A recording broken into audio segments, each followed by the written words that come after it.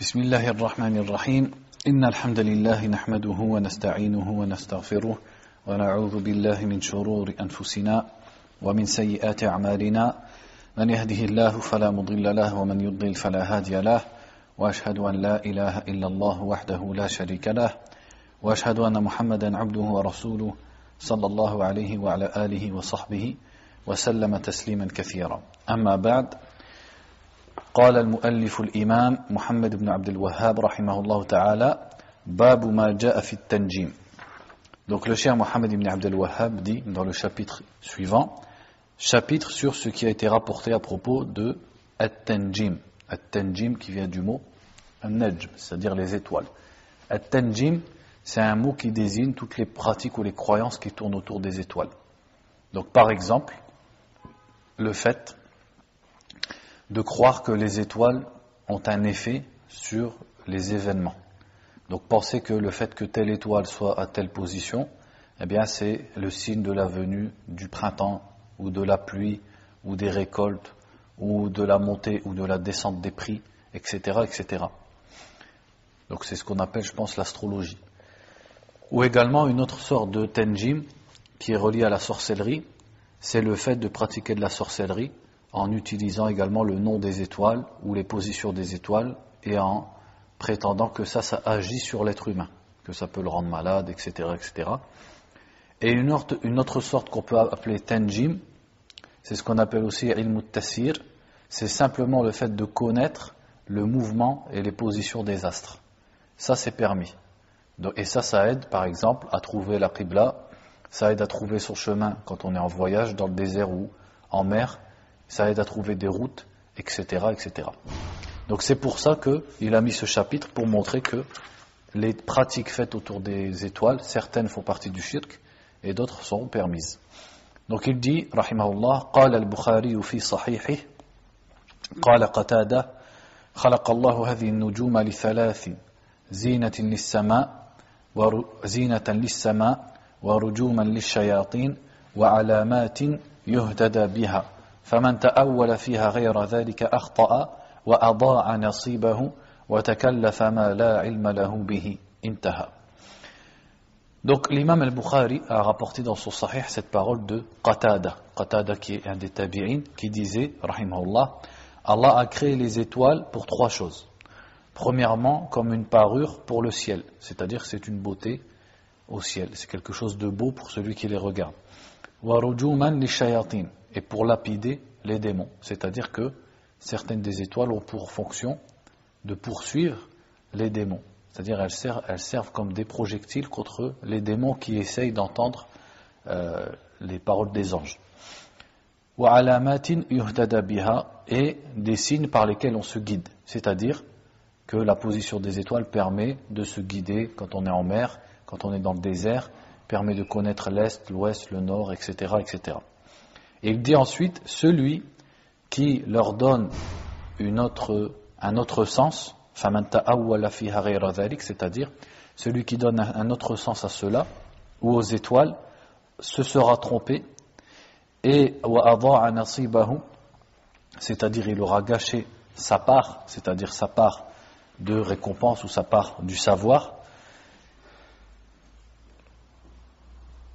Et il dit également, et il se sera imposé ce qu'il ne connaît pas. C'est-à-dire il aura parlé de ce dont il n'a aucun savoir. Donc certes, ceux qui disent que les étoiles, par exemple, ont un effet sur le monde ou sur les événements, eh bien ceux-là, ils disent des choses dont ils n'ont aucune connaissance. Ils ne font qu'inventer sur Allah et sur la création d'Allah. De même, celui qui dit que lorsque l'étoile est à tel ou tel endroit, ou la lune, eh bien c'est un signe qu'il se passera tel bonheur ou tel malheur. Celui-là aussi, il a cherché à parler de ce qu'il ne connaît pas et de ce qu'il ne peut pas savoir. Car al-ghaib, l'invisible, ça fait partie du domaine d'Allah subhanahu wa ta'ala. Il dit ensuite, وَكَرِهَ قَتَادَةُ تَعَلُّمَ مَنَازِلِ الْقَمَرِ وَلَمْ يُرَخِّصْ ابْنُ عُيَيْنَةَ فِيهِ ذكره حرب عنهما ورخص في تعلم المنازل أحمد وإسحاق. Ensuite, il rapporte l'avis de certains des salafs sur le fait d'apprendre manazil al-qamar, c'est-à-dire les stations de la lune. C'est valable aussi pour les stations des étoiles. C'est-à-dire connaître justement la troisième sorte de tanjim dont on a parlé, qui est ilm at-tasyir, c'est-à-dire connaître le mouvement et les positions des astres, que ce soit le soleil, la lune ou les étoiles. Donc il dit Qatada, donc le tabi'i, dont on a vu la parole précédemment, la kariha, c'est-à-dire il l'a détesté, dans le sens il l'interdisait. De même que l'imam Sufyan ibn Uyayna. Sufyan ibn Uyayna, c'était un imam du grade, entre guillemets, et de l'époque de l'imam Malik. Sauf que l'imam Malik était connu pour être l'imam de Médine, et Sufyan ibn Uyayna était connu pour être le cheikh de Mecca. Et il fait partie des shuyukh de l'imam Ash-Shafi'i, rahimahullah ta'ala. Donc ces deux-là ne permettaient pas d'apprendre ce genre de savoir. Pourtant, comme on l'a dit, ce savoir, il est permis. Donc ils l'ont interdit de peur que ça amène plus loin, que ça amène à la croyance dans les étoiles ou les pratiques de voyance ou de sorcellerie qui sont en relation avec les étoiles. Donc pour fermer la porte à ce genre de pratiques, ils ont carrément interdit et déconseillé ce qui était licite. Et il dit ensuite, c'est Harb qu'il a mentionné de ces deux-là. C'est-à-dire c'est Harb, l'élève de l'imam Ahmed rahimahullah ta'ala, qui a rapporté de Sufyan ibn Uyayna et de Qatada qu'ils déconseillaient ou qu'ils interdisaient le fait de connaître et d'apprendre les mouvements et les positions des astres. Donc on s'arrête là pour lire ce qu'il a dit sur Ibn Uyayna.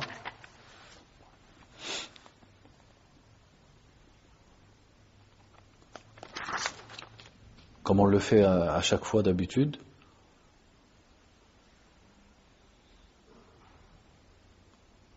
Il l'a pas mis, exceptionnellement, donc il l'a pas mis. Par contre, Harb, donc il dit à propos de Harb, huwa ibn Ismaïl ibn Khalaf al-Hamdali, al-Imam al-Hafiz Abu Muhammad al-Kirmani, al-Faqih min jullati ashabi Ahmed. Donc Harb al-Hamdali, Abu Muhammad, c'était un Hafiz, c'est-à-dire un grand connaisseur et savant du hadith, un imam qui fait partie des compagnons de l'imam Ahmed les plus connus. Et il a des masail, c'est-à-dire des livres dans lesquels il rapporte ce qu'il a posé comme question à l'imam Ahmed et à d'autres parmi les imams.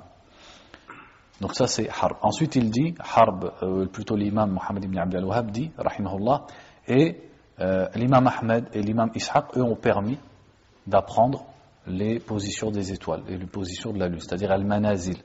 Donc comme on le voit, ça ne fait que confirmer que c'est quelque chose de licite. Et ceux qui l'ont interdit pour fermer la porte, de crainte que ça n'amène à l'interdit.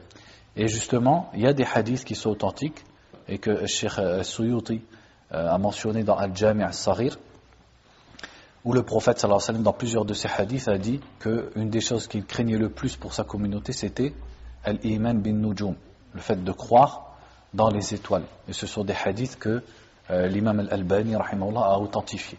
Donc le fait de croire, le prophète sallallahu alayhi wa sallam a prédit et a craint pour sa communauté le fait de revenir à la croyance dans an-nujum, c'est-à-dire dans les étoiles. Ensuite, on va lire qui est Ishaq. Donc il a dit, ça a été permis par Ahmed et Ishaq. Qui est Ishaq lorsqu'on cite les fuqaha, lorsqu'on cite les savants et qu'on dit Ishaq, lequel de Ishaq on désigne par là. Donc il dit Ishaq, huwa ibn Ibrahim ibn Makhlad al-Hamdali al-Tamimi al-Naysaburi. Donc Ishaq ibn Ibrahim al-Hamdali, et qui était connu comme Ibn Rahawayh. Ishaq ibn Rahawayh, c'est comme ça qu'on l'appelle le plus souvent. C'était le compagnon de l'imam Ahmed. Il dit سمي بذلك لأن أباه ولد في طريق مكة فقالت المرابذة راهويه لأنه ولد في الطريق.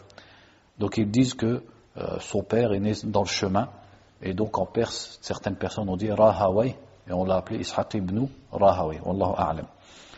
Imamun min a'immatil muslimin. Donc il fait partie des imams des musulmans, comme l'imam Malik, l'imam Shafi'i, et c'est l'imam Ahmed rahimahullah lui-même qui le disait. Il disait Ishaq imamun min a'immatil muslimin. Simplement, l'imam Ishaq ibn Rahawayh n'a pas de madhab qui est connu comme étant le madhab de l'imam Ishaq, contrairement aux imams Ahmed, Shafi'i, Malik et Abu Hanifa, mais il fait partie de ce genre d'imam, c'est-à-dire de la même valeur, et dont les paroles ont un poids dans le fiqh. Et beaucoup de ces paroles dans le fiqh nous ont été transmises jusqu'à maintenant, c'est-à-dire sont gardées et sont transmises dans les livres de fiqh. Simplement, il n'y a pas de madhab qui se rattache à l'imam Ishaq. Et il est mort en 239. Il fait partie des shuyukh, par exemple, de l'imam al-Bukhari, de l'imam Abu Daoud, de Muslim. Tous sont rapportés de Ishaq ibn Rahawayh dans le hadith. Donc on passe au hadith suivant. Il dit وعن أبي موسى رضي الله عنه قال قال رسول الله صلى الله عليه وسلم ثلاثة لا يدخلون الجنة مدمن الخمر وقاطع الرحم ومصدق بالسحر رواه أحمد وابن حبان في صحيحه. Donc là c'est un hadith rapporté par Ahmed et Ibn Hibban, dont le Cheikh Al-Albani rahimahullah dit que c'est daïf, il n'est pas accepté. Cependant, comme quand on va le voir quand on va le traduire, ce hadith, son sens il est vrai, il est vérifié par plein d'autres hadiths. Donc le hadith dit 3 personnes n'entreront pas au paradis. Mudminul khamr, c'est-à-dire celui qui est alcoolique, celui qui est habitué à boire de l'alcool. Wa qati'ur rahim, celui qui coupe les liens de parenté. Wa musaddiqun bis-sihr, et celui qui croit, qui confirme la sorcellerie. Pourquoi avoir cité ce hadith dans ce chapitre alors qu'ici on parle des étoiles et non pas du sihr? C'est justement parce que, comme on l'avait vu dans des hadiths, dans le chapitre du sihr, on peut appliquer le mot sihr aux différentes croyances et pratiques qui sont faites autour des étoiles. Donc ici ça nous montre le péché de celui qui vient croire ou confirmer à ceux qui prédisent l'avenir à partir des étoiles. Et même c'est un péché qui atteint la mécréance. S'ils croient en ce qu'ils disent et ils croient qu'ils peuvent informer sur l'avenir, alors que c'est une spécificité d'Allah subhanahu wa ta'ala, ça fait tomber la personne dans la mécréance. Alors que le fait de consommer l'alcool ou de couper les liens de parenté, quand le prophète sallallahu alayhi wa sallam dit « ils n'entreront pas au paradis », c'est-à-dire c'est ce qu'ils méritent. Ils méritent de ne pas entrer au paradis. Mais on sait que celui qui meurt sur cette action, soit Allah azza wa jalla le pardonne, soit il rentre en enfer jusqu'à un temps déterminé pour ensuite rentrer au paradis. Ça c'est pour les musulmans. Donc ce qui veut dire que boire de l'alcool et couper les liens de parenté, ça fait mériter l'enfer, mais ça ne rend pas la personne mécréante. On va lire ce qu'il dit sur Abu Moussa. Donc il dit à propos de Abu Moussa, yani al-Ash'ari. Donc Abu Moussa al-Ash'ari que vous retrouvez souvent dans les hadiths, an Abi Moussa al-Ash'ari. Wasmuhu Abdullah ibn Qais ibn Hidar ibn Harb ibn Amir. Donc en fait le nom de Abu Moussa al-Ash'ari c'est Abdullah ibn Qais et sa kunya c'était Abu Moussa. صحابي جليل مشهور باسمه وكنيته قدم المدينة مع جعفر واستعمله النبي صلى الله عليه وسلم على بعض اليمن وعمر على البصرة. Donc Abdullah ibn Qais radiallahu anhu, le prophète sallallahu alayhi wa sallam l'avait envoyé avec Mu'adh ibn Jabal au Yémen. Quand il l'a dit yassira wa la tu'assira, facilitez et ne rendez pas les choses difficiles, à qui il s'adressait? À Mu'adh et Abu Moussa. C'est ces deux-là qu'il a envoyés ensemble au Yémen, chacun dans une partie du Yémen. Et plus tard, il dit wa Umaru ala al-Basra, et non pas Umira comme j'ai dit au début, wa Umaru ala al-Basra. Umar l'a placé comme gouverneur de la ville de Al-Basra. Thumma Uthmanu ala al-Kufa, et Uthman l'a placé comme gouverneur sur la ville de Kufa en Irak. Mata bil Kufa wa qila bi Makkah sanata 50. Il est mort dans la ville de Al-Kufa ou dans la ville de Mecca, selon donc les divergences des historiens, en l'an 50 radiyallahu anhu. Donc on passe au hadith suivant, au chapitre suivant. Donc pour ce qui est des étoiles, on en avait déjà parlé quand on avait parlé de la sorcellerie. Et elle dit Babu ma ja'a fil istisqa bil anwa. Chapitre sur ce qui a été rapporté à propos de demander la pluie par al-anwa. Donc ici il a dit al-istisqa. L'istisqa à la base veut dire demander la pluie, demander de l'eau. Mais ici, ce qu'il veut dire, c'est pas de demander de l'eau. Et al-anwa, c'est le pluriel de naw'un. An-naw'u, qu'est-ce que c'est? C'est la position, la station d'une étoile. La station d'une étoile, ça s'appelle an-naw'u. Donc al-anwa, c'est le pluriel. Donc al-istisqa bil-anwa, si on lisait comme ça, on comprendrait le fait de demander la pluie par les stations des étoiles. Mais en fait, ce qui est voulu par là, ce n'est pas de demander la pluie. C'est de rattacher, assimiler la descente de la pluie aux stations des étoiles. Autrement dit, dire la pluie est tombée aujourd'hui ou hier parce que telle étoile s'est levée, entre guillemets, parce qu'elle est montée. Parce que an-naw, à la base, ça vient de na'a, qui veut dire monter. Donc par rapport au mouvement des étoiles, il disait la pluie est tombée, par rapport à tel ou tel mouvement d'étoiles. Donc ça fait partie du shirk. Mais ça dépend du degré. Il y a plusieurs degrés de shirk. Si la personne pense que c'est l'étoile ou les étoiles qui font tomber la pluie, alors là, quelle sorte de shirk c'est? Shirk akbar. Il aura mis l'étoile à la place et à l'égal d'Allah Azza wa Jal. Est-ce que c'est ce genre d'istisqa bil anwa que pratiquaient les mécréants des Arabes? À votre avis? Non. Parce qu'on sait, dans beaucoup de versets, qu'ils reconnaissaient Allah comme seul créateur et ils reconnaissaient qu'Allah Azza wa Jal est lui, celui qui fait tomber la pluie. Donc les Arabes d'avant l'islam, les polythéistes, reconnaissaient que la pluie vient d'Allah et c'est Allah qui l'a fait tomber. Donc c'est une autre sorte de shirk, c'est du shirk asghar, c'est-à-dire c'est un shirk mineur qu'ils pratiquaient, bien sûr en dehors de leur shirk akbar qu'ils pratiquaient d'habitude avec leurs idoles, et ça consiste à dire que la pluie est tombée parce que telle étoile s'est levée ou était dans telle position ou a fait tel ou tel mouvement, etc. Donc au lieu de rattacher la pluie à la miséricorde d'Allah Azza wa Jal, il la rattache et il l'assimile au mouvement des étoiles, tout en sachant que c'est Allah Azza wa Jal qui l'a bel et bien fait tomber. Donc en quoi est-ce que c'est du shirk? Premièrement, c'est parce que dans les termes, on rattache la descente de la pluie au mouvement de l'étoile. Ça peut laisser comprendre que c'est l'étoile elle-même qui a fait tomber la pluie. Mais ça, ils n'y croyaient pas. Mais surtout, c'est parce que c'est rattacher la descente de la pluie à un sabab qui n'en est pas un. Et sans regarder le vrai sabab qui est la miséricorde d'Allah et la sagesse d'Allah subhanahu wa ta'ala. Donc voilà en quoi c'est du shirk. Donc il dit وَقَوْلِ اللَّهِ تَعَالَى وَتَجْعَلُونَ رِزْقَكُمْ أَنَّكُمْ تُكَذِّبُونَ. Donc il a cité premièrement la partie d'un hadith qui dit وَتَجْعَلُونَ رِزْقَكُمْ أَنَّكُمْ تُكَذِّبُونَ. وَتَجْعَلُونَ رِزْقَكُمْ. C'est un peu difficile à traduire, c'est-à-dire et vous faites de votre rizq que vous démentiez.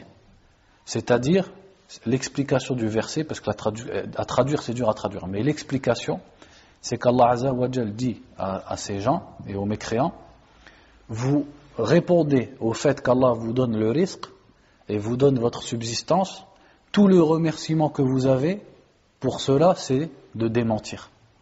Et certains, il a été rapporté un hadith, même s'il n'est pas authentique, et beaucoup de savants du tafsir ont expliqué le verset par le fait que les mécréants recevaient la pluie de la part d'Allah Azza wa Jal, mais au lieu de dire que c'est Allah Azza wa Jal qui nous a fait tomber la pluie, ils disaient la pluie nous est tombée parce que l'étoile est montée, parce que telle étoile est montée, etc., etc. Donc Allah leur a dit, voilà comment vous recevez mes bienfaits, c'est de démentir, c'est qu'au lieu de me mentionner et de les assimiler à ma miséricorde, vous les assimilez au mouvement des étoiles. وعن أبي مالك الأشعري رضي الله عنه أن رسول الله صلى الله عليه وسلم قال 4 في أمتي من أمر الجاهلية لا يتركونهن الفخر بالأحساب والطعن في الأنساب والاستسقاء بالنجوم والنياحة وقال النائحة إذا لم تتب قبل موتها تقام يوم القيامة وعليها سربال من قطران ودرع من جرب رواه مسلم. Donc ici il a cité un hadith qui est rapporté par l'imam Muslim où le prophète sallallahu alayhi wa sallam a dit il y a 4 choses dans ma communauté qui font partie de la jahiliya, c'est-à-dire qui font partie des caractéristiques et des pratiques caractéristiques de la période précédente à la venue du prophète sallallahu alayhi wa sallam. Donc ici il dit il y a 4 choses qui sont des caractéristiques de la jahiliya qui vont rester dans ma communauté et que ma communauté ne délaissera pas, c'est-à-dire que ça existera toujours. Il existera toujours une partie et des membres de la communauté de Mohammed sallallahu alayhi wa sallam qui pratiquera ces 4 choses. Ça ne veut pas dire que toute la communauté pratiquera toujours ces 4 choses. Ça veut dire qu'elles resteront toujours chez certains membres de cette communauté. Ce qui nous montre également que le mot jahiliya, donc qui désigne la chose avant l'islam, peut désigner, quand on dit ça fait partie des caractéristiques de la jahiliya, ça peut être présent chez un musulman sans pour autant qu'il soit kafir. C'est-à-dire qu'il est musulman, mais il a en lui des pratiques et des paroles et des actes qui sont dignes de la jahiliya sans pour autant que ça fasse de lui un kafir, comme quand le prophète sallallahu alayhi wa sallam a dit à Abu Dhar radiallahu anhu, quand il a insulté la mère de quelqu'un, il lui a dit Anta mru'un fika jahiliya, tu es un homme dans lequel il y a de la jahiliya, alors que c'était un musulman. C'est-à-dire qu'il avait, en faisant cette parole, une caractéristique des gens de la jahiliya. Donc ces 4 choses, il a dit premièrement al-fakhru bil-ahsab. Al-ahsab, c'est le pluriel de hasab, c'est-à-dire les mérites des ascendants. Par exemple, les exploits de guerre, etc., ou la générosité de ton père, de ton grand-père, de tes arrière-grands-pères, de tes ancêtres, on appelle ça al-ahsab. Al-fakhr, qu'est-ce que c'est? C'est l'orgueil, le fait de se vanter. Donc le fait de se vanter des mérites de ses ancêtres. Ça, c'est quelque chose qui était connu chez les Arabes, notamment dans leur poésie. C'est-à-dire qu'ils parlaient de leur père, de leur grand-père, de leurs ancêtres, et ils les vantaient, et ils citaient ce qu'ils avaient fait dans la guerre, ou leur générosité, etc., etc.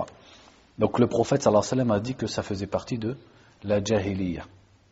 Comment donc se vanter de gens, comme il est dit dans un hadith, qui sont de fahmu jahannam, qui sont le combustible de l'enfer. Donc le prophète sallallahu alayhi wa sallam nous a montré que ça c'est digne d'avant l'islam. Et que, comme a dit Allah azza wa jal, inna akramakum indallahi atqakum. Le plus noble auprès d'Allah parmi vous, c'est le plus pieux, sans regarder s'il est d'une ascendance de tel ou tel peuple ou s'il est d'une ascendance noble, etc., etc. Donc le fait de se vanter et de s'enorgueillir à cause de son origine, ça c'est digne de la jahiliya. Wa ta'nu fil ansab, qui est un peu le contraire. At-ta'nu, c'est-à-dire le fait de critiquer ou d'insulter, fil ansab. Al-ansab, pluriel de nasab, c'est-à-dire l'ascendance des gens. Donc c'est un peu aussi les ancêtres. At-ta'nu fil ansab, ça peut être de plusieurs façons. Ça peut être dans le fait de critiquer les ancêtres de quelqu'un, par exemple, en disant voilà, tes pères ils étaient comme ci, tes ancêtres ils étaient comme ça, etc. Et ça peut être aussi en remettant en cause son origine, en disant par exemple ton père c'est pas ton père, ou, etc., ou alors t'es pas le fils de ta mère, etc., etc. Tout ça, ça rentre dans at-ta'n fil ansab et ça fait partie des pratiques de la jahiliya. Et troisièmement, donc c'est là que le morceau du hadith qui nous intéresse ici, il a dit wa l'istisqa bin nujum. Al-istisqa, c'est-à-dire le fait, l'istisqa on pourrait comprendre par demander la pluie, mais c'est pas ça qui est voulu. C'est-à-dire al-istisqa bin nujum, c'est de rattacher la pluie aux étoiles, comme on l'a dit. Et quatrièmement, il a dit wa niyaha. An-niyaha qui est le fait de crier et de se plaindre à voix haute, etc. Et parfois jusqu'à en se griffant le visage, etc. quand il y a un mort. Et après, il a dit dans la suite du hadith, donc le prophète sallallahu alayhi wa sallam a dit an-na'iha, c'est-à-dire la femme qui fait an-niyaha, si elle ne se repent pas avant sa mort, on l'adressera au jour du jugement avec un sirbel, c'est-à-dire l'équivalent d'un qamis, donc une robe entre guillemets de goudron, et dir'in min jarab, et un dir'. Dir' c'est comme le qamis, c'est comme la robe de jarab. Jarab, qu'est-ce que c'est? C'est une maladie qui touche la peau. Une maladie qui touche la peau et qui donne des démangeaisons, des boutons, etc. C'est-à-dire qu'elle sera recouverte d'un vêtement de goudron et elle sera recouverte de boutons sur sa peau, etc., etc., au jour du jugement. ولهما عن زيد بن خالد الجهني قال صلى لنا رسول الله صلى الله عليه وسلم صلاة الصبح بالحديبية على إثر سماء كانت من الليل فلما انصرف أقبل على الناس فقال.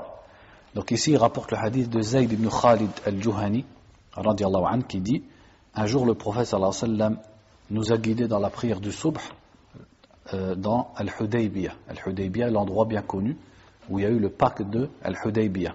Ala ithri sama'in kanat min al-layl. Sama ici, qu'est-ce qui est voulu par là? C'est la pluie. On peut appeler la pluie sama.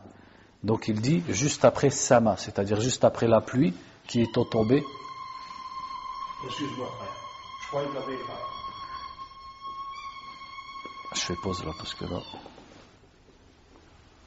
C'est bon.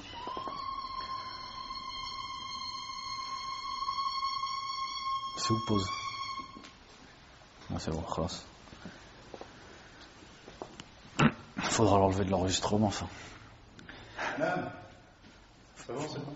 Hein? Ouais. Je dis, il faudra l'enlever de l'enregistrement. C'est le seul téléphone que j'entends de mes oreilles. Ah d'accord.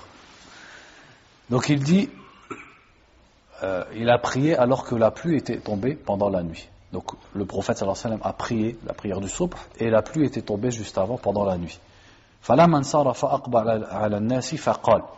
Et quand il a fini, insarafa. Donc insarafa, qu'est-ce que ça veut dire normalement? Insarafa, c'est partir. Mais quand vous lisez dans les hadiths qui parlent de la salat, insarafa, ça veut dire finir la salat, tout simplement. Hein? Donc après qu'il ait dit assalamu alaikum wa rahmatullah, il s'est tourné vers les gens et il a dit hal tadruna madha qala rabbukum, savez-vous ce qu'a dit votre Seigneur? Ça c'est une façon d'attirer l'attention des gens. Au lieu de leur dire tout de suite votre Seigneur a dit, il dit est-ce que vous savez ce que votre Seigneur a dit? Qalu Allah wa rasuluhu a'lam. Donc ils ont dit Allah et son messager savent mieux. قال أصبح من عبادي مؤمن بي وكافر. Il dit, Allah a dit, parmi mes serviteurs, certains se sont retrouvés croyants et d'autres mécréants. Asbaha, c'est-à-dire dakhala fi subhi. Dans le sens, ce matin, parmi mes serviteurs, il y en a qui sont croyants en moi et d'autres qui sont mécréants en moi. Kafir. Et on va voir que kafir ici, c'est dans le sens qu'il a renié mon bienfait. C'est pas dans le sens kafir qui sort de l'islam. C'est kafir dans le sens, comme quand le prophète sallallahu alayhi wa sallam a dit à propos des femmes, takfurna al-ashir. Vous reniez al-ashir, c'est-à-dire celui avec qui vous vivez, dans le sens où vous n'êtes pas reconnaissante envers lui. Comment il a dit? Takfurna. Donc il veut dire que kafir veut dire parfois renier un bienfait, être ingrat. Donc c'est comme si le verset disait certains d'entre vous sont croyants en moi, d'autres mécréants, dans le sens ingrat. فَأَمَّا مَنْ قَالَ مُطِرْنَا بِفَضْلِ اللَّهِ وَرَحْمَتِهِ فَذَلِكَ مُؤْمِنٌ بِي كَافِرٌ بِالْكَوْكَبِ. Il dit, donc Allah Azza wa Jal dit, celui qui a dit parmi vous, nous avons reçu la pluie par la grâce d'Allah et sa miséricorde, celui-là a cru en moi et mécroit aux astres. Kafirun bil kawkab. Pourquoi? Parce que celui-là a assimilé la pluie à la miséricorde d'Allah Azza wa Jal. Donc il a été reconnaissant envers ce bienfait. Premièrement, comment? Eh bien déjà en reconnaissant que ce bienfait vient d'Allah subhanahu wa ta'ala. وَأَمَّا مَنْ قَالْ مُطِرْنَا بِنَوْءِ كَذَا وَكَذَا فَذَلِكَ كَافِرٌ بِي مُؤْمِنٌ بِالْكَوْكَبِ. Et celui qui a dit, nous avons reçu la pluie par un-naw. Donc un-naw ici c'est l'étoile, mais l'étoile dans le sens son mouvement. Par telle et telle étoile, celui-là est mécréant en moi et croyant en l'étoile. Donc ici mécréant dans le sens de la mécréance mineure, dans le sens de l'ingratitude. Celui qui assimile la pluie au mouvement de l'étoile aura été ingrat envers moi et aura cru en l'étoile. Et on a expliqué que ça c'est du shirk asghar. Pourquoi? Parce que la personne sait, puisque ici on parle d'une chose qui se passe dans la communauté du prophète sallallahu alayhi wa sallam. Donc si ça se passe dans la communauté, ça prouve que ces gens qui le disent savent que la pluie vient d'Allah Azza wa Jal. Car les musulmans savent que la pluie, ne disent pas que la pluie vient d'autre qu'Allah, ou vient d'une étoile, sinon ça les fait sortir de l'islam. Mais c'est dans le sens où ils savent que la pluie est une miséricorde d'Allah et vient d'Allah subhanahu wa ta'ala, mais dans leurs paroles ils l'assimilent à l'étoile. Au lieu de mentionner la miséricorde d'Allah, ils mentionnent l'étoile, et ils croient que, c'est là la fausse croyance, et c'est là que c'est du shirk asghar, que la cause pour laquelle Allah a fait descendre la pluie, c'est le mouvement de l'étoile. Donc ils ont rattaché l'acte d'Allah à une cause qui n'en est pas une. Car le fait que les étoiles bougent dans tel ou tel sens, etc., n'a aucun rapport avec le fait qu'Allah fasse descendre la pluie ou pas. وَلَهُمَا مِنْ حَدِيثِ ابْنِ عَبَّاسٍ مَعْنَاهُ وَفِيهِ قال بعضهم لقد صدق نوء كذا وكذا فأنزل الله هذه الآية فلا أقسم بمواقع النجوم إلى قوله تكذبون. Donc le Bukhari et Muslim ont rapporté également un hadith qui est proche de Abdullah ibn Abbas, c'est-à-dire un hadith qui a le même sens, et à la fin il a dit, certains d'entre eux ont dit, certains parmi les gens, sadaqa naou kada wa kada, c'est-à-dire l'étoile a dit vrai. En fait ça ne veut pas vraiment dire a dit vrai, mais l'étoile entre guillemets a confirmé. Donc quand la pluie leur vient, en même temps que le mouvement de l'étoile dont ils pensent que ça a un rapport avec la pluie, ils disent sadaqa naou kada, c'est-à-dire l'étoile, c'est comme s'ils disaient l'étoile a confirmé entre guillemets. Donc ça fait partie de leur shirk. Et Allah Azza wa Jalla a révélé à propos de ces gens-là les versets à la fin de la sourate Al-Waqi'a. Fala uqsimu bimawaqi'in nujum wa innahu laqasamun law ta'lamuna 'azim. Je jure par les positions des étoiles, et voilà un serment, si vous le saviez, énorme, un serment qui est énorme. Et la fin de ces versets, c'est le verset que le cheikh a cité au début du chapitre. Ce qui nous prouve que le verset, tel qu'on l'a expliqué au début du chapitre, a bel et bien un lien avec la croyance aux étoiles et le fait de rattacher la pluie et la descente de la pluie au mouvement des étoiles. On passe au chapitre suivant. Babu qawlillahi ta'ala wa minan nasi man yattakhidhu min dunillahi andadan yuhibbunahum kahubbillah al-aya. Donc il dit chapitre sur la parole d'Allah. Parmi les gens, il en est qui prennent en dehors d'Allah des égaux qu'ils aiment comme l'amour d'Allah. Donc le verset complet dit wa minan nasi man yattakhidhu min dunillahi andadan yuhibbunahum kahubbillah walladhina amanu ashaddu hubban lillah. Ça c'est le début du verset dans Surat Al-Baqarah. C'est-à-dire parmi les gens, il en est qui prennent des égaux. Andadan, le pluriel de niddun.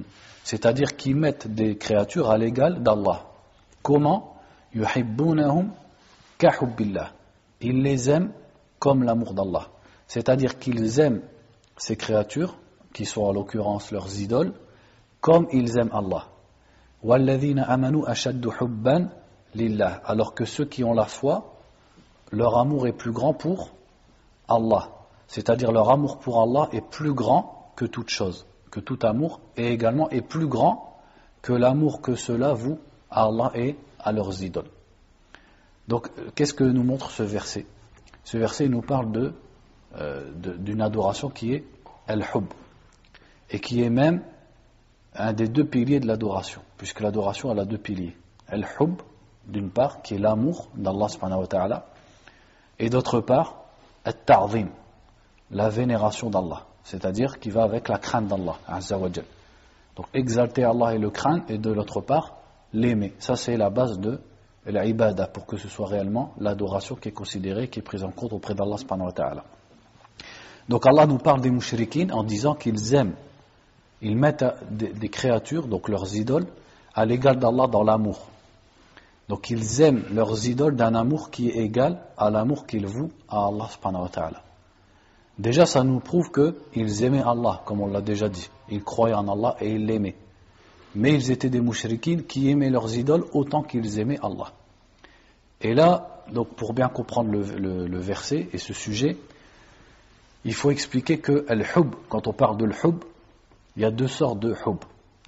Il y a l'hub qui doit être exclusif à Allah, l'amour qui est exclusivement voué à Allah subhanahu wa ta'ala, qui est hubbul ibada, un amour qui est une adoration.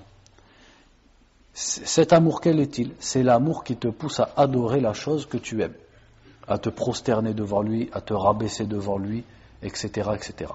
Donc c'est cet amour que les mushrikines vouaient à leurs idoles, puisque cet amour, il les amenait à jurer par leurs idoles, à se prosterner pour leurs idoles, et à vouer leurs différents actes d'adoration à leurs idoles. Donc cet amour-là ne doit être voué qu'à Allah subhanahu wa ta'ala. Si quelqu'un vient le vouer à autre qu'Allah, il devient mushrik. Mais pour qu'on comprenne, entre amour et amour, les différences entre amour et amour, c'est que celui qui viendrait avouer cet amour pour autre qu'Allah, ça se verrait dans ses actes, c'est-à-dire qu'il adorerait cette chose. Ce ne sera pas un simple amour. C'est un amour qui va le pousser à adorer cette chose. Celui-là, il devient mushrik. Et ensuite, il y a un amour par lequel on peut aimer autre qu'Allah. Par exemple, l'amour naturel. L'amour naturel, c'est que tout être humain, il aime par exemple la nourriture. Il aime les vêtements. Il aime la boisson, etc., etc. Surtout, plus il a faim et plus il aime la nourriture. Ça, c'est un amour naturel. Il y a aussi l'amour des liens de parenté, par exemple, qui peut être un amour soit de shafaqa, c'est-à-dire de pitié, comme l'amour et de miséricorde, comme l'amour que quelqu'un a envers son enfant, ou alors au contraire, ça peut être un amour de ta'zim, un amour de respect et de vénération, comme lorsque l'homme aime sa mère et aime son père. Ça, c'est un amour normal, naturel, qu'Allah Azza wa Jalla a mis dans le cœur des êtres humains. Donc ce genre d'amour, il n'est pas blâmable. À la base, il est licite. Il y a un autre genre d'amour également qui est Hubb al-Uns. L'amour, entre guillemets, de société. Je ne sais pas si on peut dire comme ça, c'est un peu de sympathie. Toute personne, par exemple, qui voyage avec une autre, et ils vont plaisanter, ils vont rester ensemble longtemps, ça va amener à ce qu'ils s'aiment. Il y a de la sympathie entre eux. Si une personne, elle travaille avec une autre et ils s'entendent bien, ça va amener à ce qu'ils s'aiment. Donc leur relation a fait qu'ils s'aiment bien.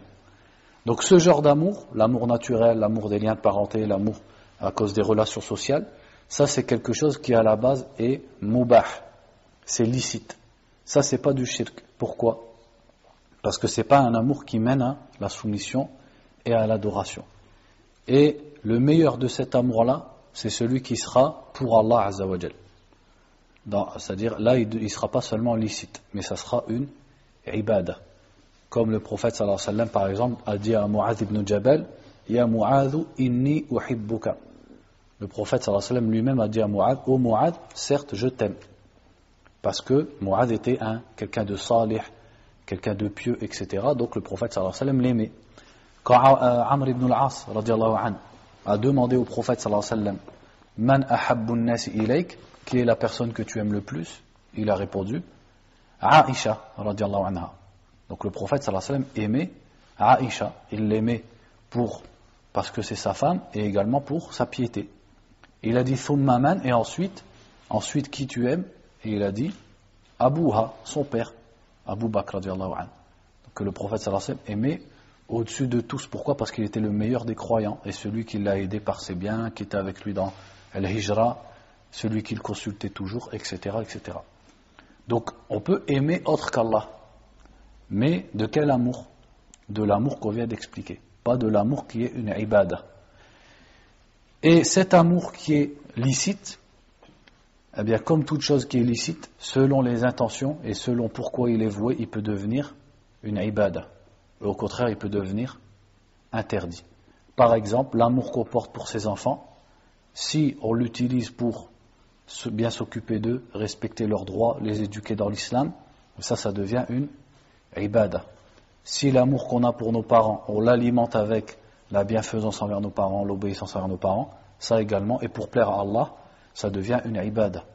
Par contre, si une personne aime la nourriture, ce qui à la base est normal et c'est licite, mais elle l'aime au point de faire du gâchis dans la nourriture et de dépenser ses biens dans la nourriture en faisant du gâchis, là ça devient, son amour il a dépassé pour devenir un péché. S'il aime par exemple il aime une personne, un collègue, alors qu'il n'est pas musulman, il n'est pas soumis à Allah, il mécroit en Allah, il insulte le prophète sallallahu alayhi wa sallam, il le renie, son amour il est illicite. Alors qu'à la base on avait dit aimer pour une relation sociale c'est quelque chose de licite et de normal. Donc cet amour qui est à la base licite, il doit être dans ce qui correspond à la religion. Il peut être donc devenir une ibada, mais à l'inverse, s'il contredit la religion, il peut devenir un péché. Donc ça c'est pour le fait d'aimer autre qu'Allah. Et aimer, le meilleur c'est d'aimer pour Allah. Et plus la personne, sa foi est correcte et sa foi est forte, eh bien plus son amour, tous ces amours qu'elle voue aux gens, il va être pour Allah. C'est-à-dire que plus sa foi est forte, plus elle ne va aimer que ceux qu'Allah Azza wa Jal aime. Elle ne va aimer que les musulmans droits, les croyants droits, pratiquants, etc. Et plus elle va détester ceux qu'Allah déteste. Plus sa foi est forte, plus elle va aimer les endroits qu'Allah aime. Et elle va détester les endroits qu'Allah déteste. Plus sa foi est forte, plus elle va aimer les actes qu'Allah aime, les œuvres qu'Allah aime. Et il va détester les œuvres qu'Allah déteste, c'est-à-dire les péchés. Et ainsi de suite. Et ça, par contre, ça c'est la perfection. Et ça c'est une ibada, comme on va le voir par la suite. Donc ici, le verset au début nous parle du hub dans le sens de ibada, qui ne doit être voué qu'à Allah subhanahu wa ta'ala. Il dit ensuite wa qawluhu qul in kana aba'ukum wa abna'ukum ila qawlihi ahabba ilaykum min Allah wa rasulihi al-ayah. Donc ensuite il cite un autre verset qui est dans la sourate, il n'a pas cité ici la référence. Donc le verset qui dit qul in kana aba'ukum wa abna'ukum wa ikhwanukum wa azwajukum وعشيرتكم وأموال اقترفتموها ومساكن ترضونها وتجارة تخشون كسادها أحب إليكم من الله ورسوله. Donc le verset cite 8 choses. Il dit, si vos pères, vos fils, il ne faut pas que je me trompe dans l'ordre, si vos pères, vos fils, vos frères, vos épouses, vos tribus, les biens que vous avez amassés, le commerce dont vous craignez la chute et les demeures dont vous êtes satisfaits vous sont préférables à Allah, à son messager et à la lutte dans le sentier d'Allah, alors fatarabbasu, c'est-à-dire intaziru, attendez, dans le sens attendez le châtiment d'Allah. Tarabbasu, ça ne veut pas juste dire attendez, c'est une menace qui est sous-entendue par là. Attendez jusqu'à ce qu'Allah vienne par son ordre, amène son ordre, c'est-à-dire amène son châtiment. Donc ici le verset nous parle du fait de mettre en avant l'amour des choses sur l'obéissance à Allah subhanahu wa ta'ala. Et le Cheikh Abdurrahman ibn Qasim dans l'explication dit que une des causes pour lesquelles le verset a été révélé, c'était des gens qui s'étaient convertis à l'islam et qui étaient à Mecca, et ils refusaient de faire l'émigration vers Médine. Qu'est-ce qui les retenait? Eh bien c'était leur famille. Ils aimaient leur famille qui ne s'était pas convertie à l'islam. Ils aimaient les maisons dans lesquelles ils étaient. Ils aimaient leurs biens, leur commerce. Et tout ça, ça les empêchait d'obéir à Allah et au prophète sallallahu alayhi wa sallam en accomplissant al-hijra, c'est-à-dire l'émigration. Donc Allah a révélé à ce genre de personnes, si vos familles, vos tribus, vos commerces, vos demeures vous sont préférables à Allah et à son messager et à la lutte dans le sentier d'Allah, alors attendez le châtiment d'Allah. Et ici, quand le verset dit vous sont préférables à Allah et à son messager, c'est quoi qui est sous-entendu en fait? C'est-à-dire à l'obéissance à Allah et à son messager. Car on avait vu que celui qui viendra à aimer quoi que ce soit réellement au-dessus d'Allah devient mushrik, devient mécréant. Alors qu'ici, on parle simplement de choses qui sont parmi les kaba'ir, parmi les grands péchés. Donc on ne parle pas de mécréance. Donc le verset signifie mettre ces choses-là en priorité vis-à-vis de l'obéissance à Allah et à son messager, et au fait de lutter dans son sentier, ou au fait de faire l'émigration, etc., etc. Donc ça, c'est une sorte, ce sont des grands péchés qui comportent une sorte de shirk subtil. Pourquoi? Parce que c'est mettre en avant l'amour qu'on a pour les créatures, ou le commerce, etc., sur l'amour de l'obéissance à Allah, et sur le fait de chercher la satisfaction d'Allah et l'obéissance du prophète sallallahu alayhi wa sallam. Donc ça, c'est quelque chose de très dangereux. Et également, ce qui est voulu par ce verset, ce n'est pas l'interdiction d'aimer ces choses. Parce que l'amour de ces choses, comme on l'a dit, il est naturel. L'être humain, il ne peut pas le repousser de lui-même. Le fait qu'il aime son commerce, qu'il aime sa maison, il ne peut pas la détester, parce que c'est quelque chose qui est pour son intérêt. Mais ce qui est voulu, c'est dans les actes et dans les conséquences. Ce qui lui est demandé, c'est de mettre en avant l'obéissance à Allah sur l'attachement à ces choses-là. Et là, ça prouvera bien que l'amour d'Allah Azza wa Jal et l'amour du prophète sallallahu alayhi wa sallam, c'est ce qui remplit le plus son cœur. Par contre, si l'amour d'Allah et du prophète sallallahu alayhi wa sallam dans son cœur est faible, eh bien, il ne sera pas assez fort pour se détacher de ces choses-là quand l'ordre d'Allah va contredire l'attachement à ces choses-là. Donc tant que la religion ne contredit pas son attachement à ces choses-là, cette épreuve, elle ne va pas apparaître. Mais lorsque l'ordre d'Allah va contredire, va lui demander de se détacher de ces choses-là, eh bien c'est là qu'on va voir si l'amour d'Allah c'est ce qu'il y a de plus grand dans son cœur, ou si l'amour qu'il a pour Allah est faible et qu'il a encore un grand amour pour la vie d'ici-bas. Donc c'est un combat dans son cœur entre hubbud dunya, l'amour de la vie d'ici-bas, et l'amour d'Allah subhanahu wa ta'ala, et ce combat il va se voir dans ses actes. Si il met en avant les ordres d'Allah et du prophète sallallahu alayhi wa sallam, ou si plutôt il s'attache et il se repose sur ce qu'il a de dunya. Donc imaginez-vous les sahaba radiallahu anhum, justement, la preuve de foi qu'ils ont fait dans leurs actes, puisque eux, ils ont été appelés à émigrer, ils ont été appelés à se tourner contre leur propre peuple, ils ont été appelés à sacrifier complètement leurs biens, leur famille pour partir dans la lutte dans le sentier d'Allah, et à chaque fois ils ont répondu présent.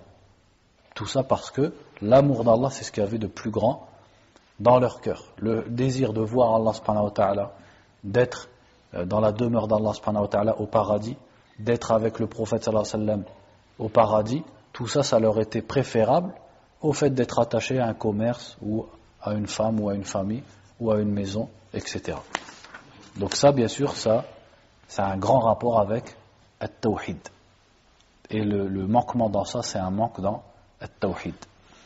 Il dit ensuite, وعن أنس رضي الله عنه أن رسول الله صلى الله عليه وسلم قال لا يؤمن أحدكم حتى أكون أحب إليه من ولده ووالده والناس أجمعين أخرجاه ولهما عنه قال. On va le lire après. Donc premièrement le hadith de Anas radiallahu anhu, où le prophète sallallahu alayhi wa sallam a dit, nul d'entre vous ne croira, la yu'minu, ici c'est dans le sens, il n'aura pas l'iman al-kamil, il ne serait pas un vrai croyant. Il sera un croyant, il sera un mu'min, mais il ne sera pas un mu'min complet. Il ne sera pas un vrai mu'min, entre guillemets. Donc nul d'entre vous ne sera un vrai mu'min tant que je ne serai pas préférable, ou qu'il ne m'aimera plus plutôt, que ses enfants, son père et tous les gens. Donc pour avoir la foi complète, il n'y a pas d'autre issue que d'aimer le prophète sallallahu alayhi wa sallam au-delà de tous les gens, même de ses propres parents. Et ça, quand on y réfléchit, c'est logique. Pourquoi ? Parce que celui qui met par-dessus tout l'amour du prophète sallallahu alayhi wa sallam, c'est celui-là qui va toujours obéir à Allah. Puisque l'amour du prophète va se voir dans ses actes. Comme il va aimer le prophète par-dessus tout, eh bien dans toute situation et dans toute affaire, il va obéir au prophète sallallahu alayhi wa sallam. Par contre, s'il aime par exemple son père plus que le prophète sallallahu alayhi wa sallam, le jour où son père lui ordonnera quelque chose qui contredit l'ordre du prophète sallallahu alayhi wa sallam, il va obéir à son père et donc il désobéira à Allah. Et celui qui désobéit à Allah, sa foi n'est pas complète, ce n'est pas un croyant complet. Le jour où sa passion pour une chose l'amènera à désobéir, il désobéira parce qu'il n'a pas aimé le prophète sallallahu alayhi wa sallam plus que cette chose. Donc voilà comment on comprend. Donc pour être un croyant complet, il faut absolument que l'amour du prophète sallallahu alayhi wa sallam soit l'amour le plus haut dans notre cœur envers les créatures. Et ça montre également que la personne aime ce qu'Allah aime. Car dans les créatures d'Allah et les êtres humains, quel est celui qu'Allah aime le plus ? C'est le prophète sallallahu alayhi wa sallam. Or, plus la foi d'une personne est forte, plus son amour va être lillah wa fillah. Il va aimer pour Allah et en Allah. C'est-à-dire que tout ce qu'Allah aime, il va l'aimer, et tout ce qu'Allah déteste, il va le détester. Donc s'il arrive à ce niveau, eh bien forcément, il ne va pas aimer quelqu'un plus que le prophète sallallahu alayhi wa sallam, puisque la créature la plus aimée d'Allah, c'est le prophète sallallahu alayhi wa sallam.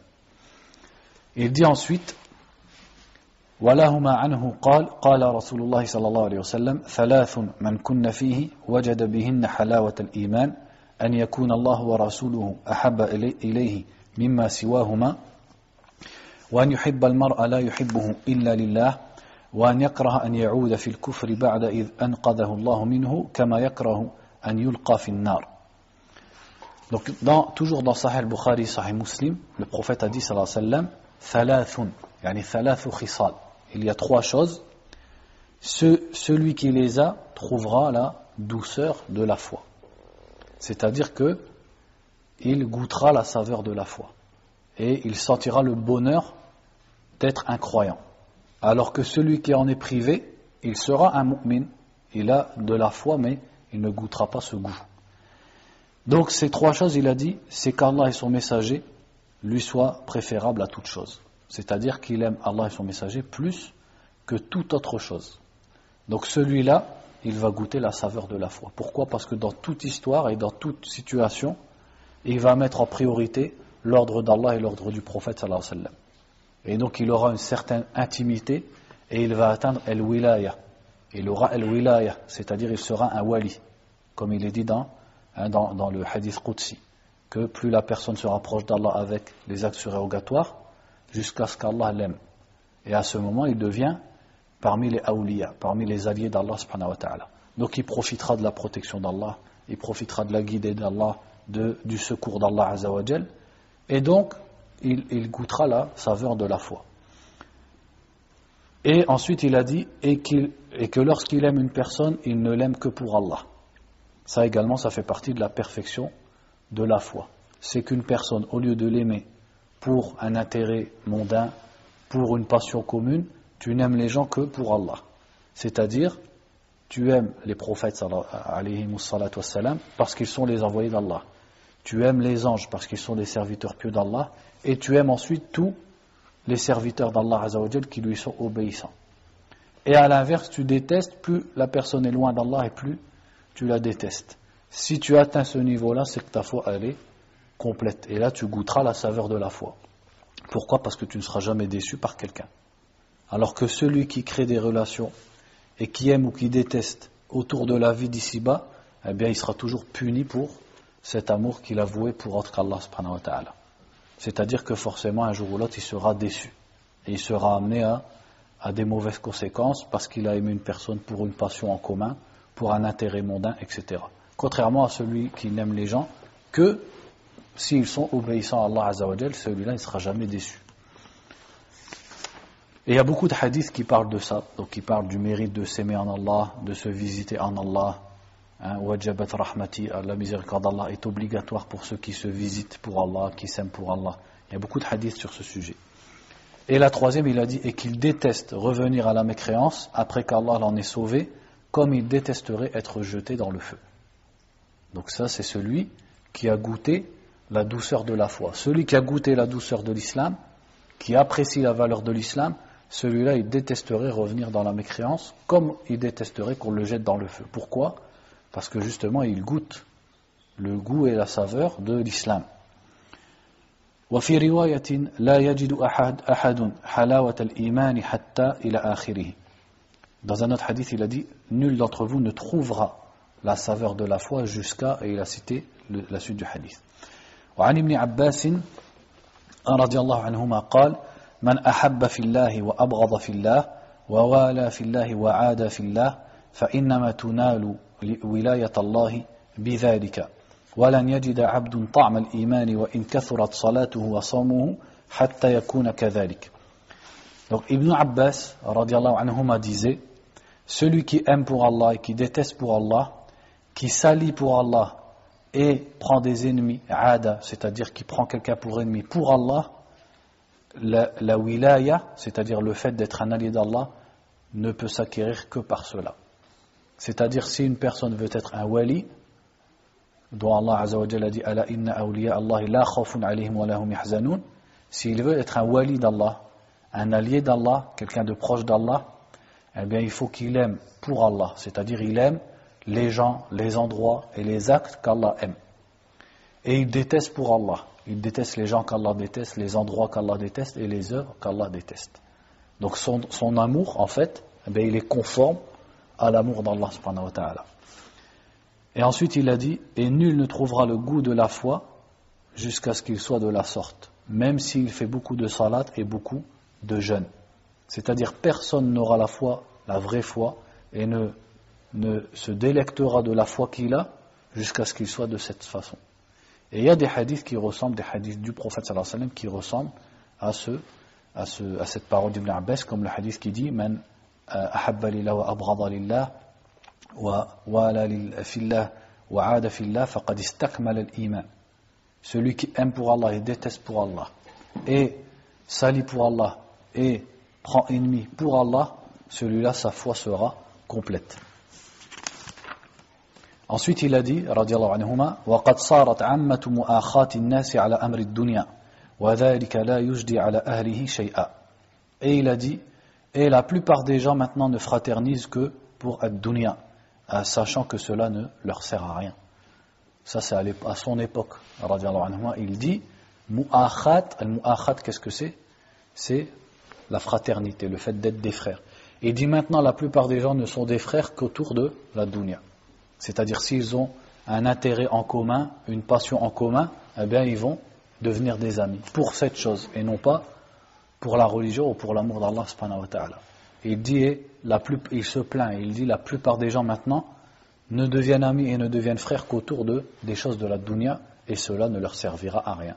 C'est-à-dire qu'il n'y a pas de récompense derrière cela et même la personne ne trouve pas de de goût à cela. Parce que c'est pas un amour qui est solide, c'est pas un amour qui est sincère. Et le jour où la chose disparaît, leur amour également disparaît. وقال رواه ابن جرير, donc ça c'est rapporté par Ibn Jarir, donc dans le tafsir. وقال ابن عباس في قوله تعالى وتقطعت بهم الأسباب قال المودة. Et Ibn Abbas a dit à propos du verset qui dit تقطعت بهم الأسباب, c'est-à-dire les asbab, les liens entre guillemets, seront coupés entre eux, entre les mécréants et ceux qu'ils adoraient ou ceux qu'ils suivaient. Et Ibn Abbas a expliqué les liens entre eux par al-mawadda.